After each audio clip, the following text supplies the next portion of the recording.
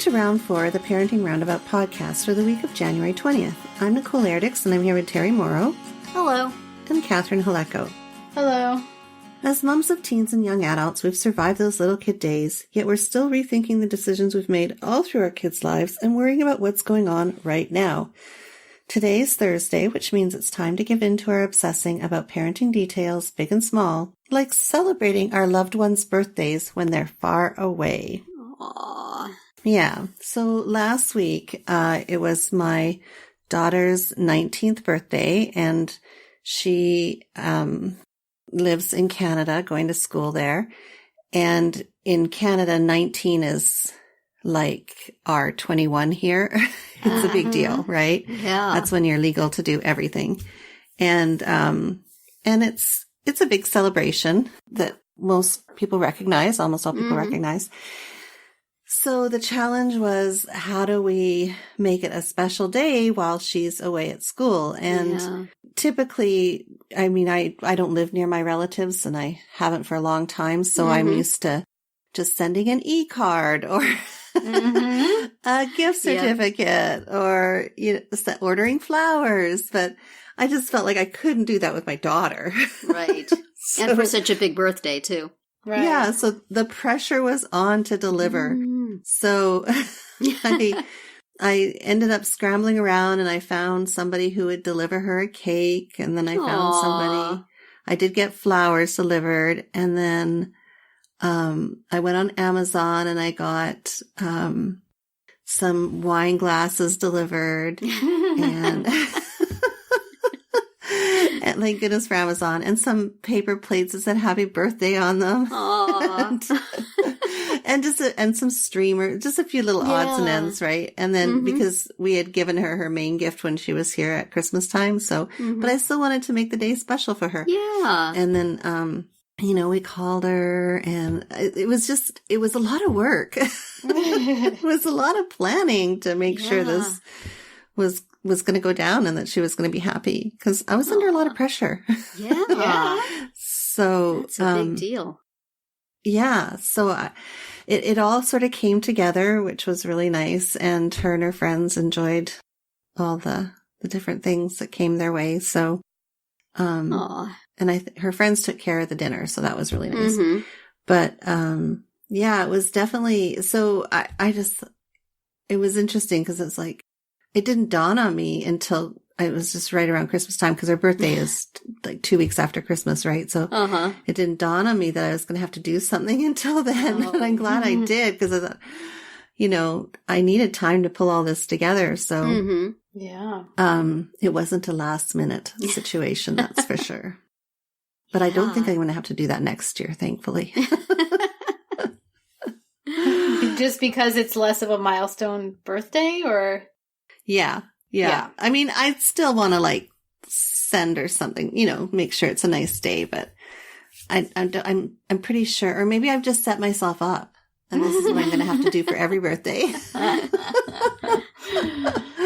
Maybe I've just painted myself into a corner here, and I'm not going to be able to get out. There was a lot of effort on my part, I have to say.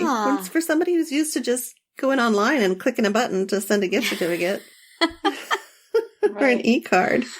There was a lot of pre-planning involved. Yeah. So we have a big birthday coming up in my family, although the birthday girl will be home. We don't have that distance aspect, but my daughter's going to be 30 in April. And I feel like we should do something really neat and special for her. And I just don't know what. And whether I'm going to have the time or the energy to do it, and how big we should do it up. So, she has some ideas, some of which aren't that practical, may or may not work out, but I don't know. Big birthdays are a lot of pressure. And I recently had a big birthday that was not done up the way I would think such a birthday should be done up. And so part of me is saying, well, then we don't do that in our family. We don't do special birthday stuff. Move on. And part of me is like, I'm going to show them how it should be done. So, I don't know. Yeah, can relate. How about you, Catherine? You have relatives that live far away from you. How do you do that? but like you, I would say it's, it's an e-card or a text or, make sure to call them. A lot of people we don't necessarily exchange gifts with for birthdays.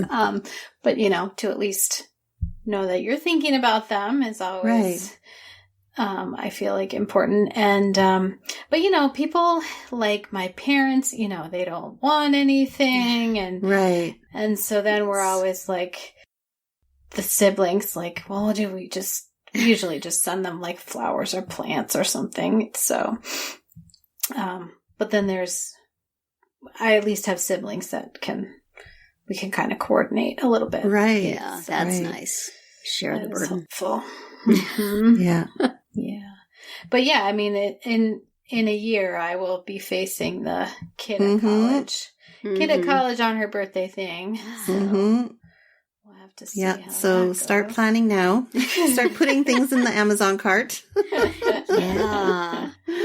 So you don't forget. It's hard. I mean, I also do like to send paper cards if I have my act together, because those are so nice to get. Yeah. And I feel like those, like, they're expensive. They are. They're really expensive. My kids are like, well, what's the point of getting a paper card if there's nothing in them?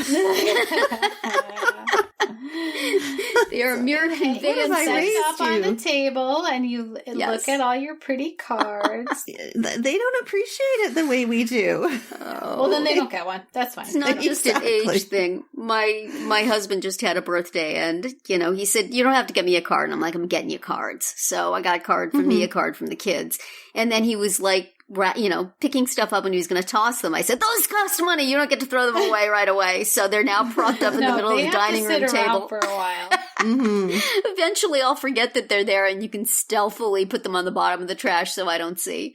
But I have like boxes and boxes of old greeting cards just because I can't bear to throw them away because they cost money. But it's ridiculous to keep them.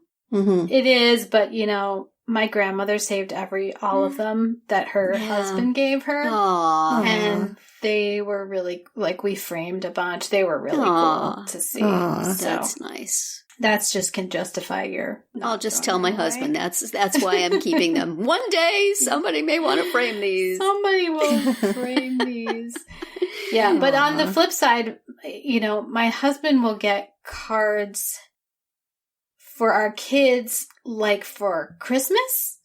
Oh. Like just a greeting card, not with anything in it. I'm like, why are we doing this? Like, he'll like, here, sign this. It's for the kids. I'm like, what? Why?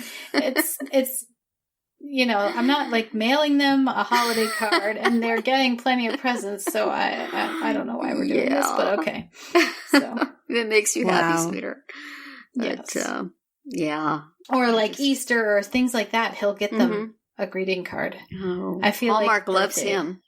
I know. I feel like birthday's the only time. He paid my one-time salary by doing that. That's right. I still do feel a residual need to, prop up the greeting card industry since it was the start of my career. But, man, they're getting expensive. They are. Just so upsetting. There used to be a party store that I could go to that had like cheap cards for like $1, but they stopped having greeting cards. So I don't know, maybe somebody cracked down. And now just wherever you go, they're like $5 or $6 for a stupid card. I'm like, but I feel like doesn't Hallmark or one of them have like a 99-cent line? They do. They're usually pretty cheap, scanty. Not much there. But I do look for those if I can find them. I try to get from there. But especially since I know that anybody I give a card to is going to look at it for 1.5 seconds and then toss it aside.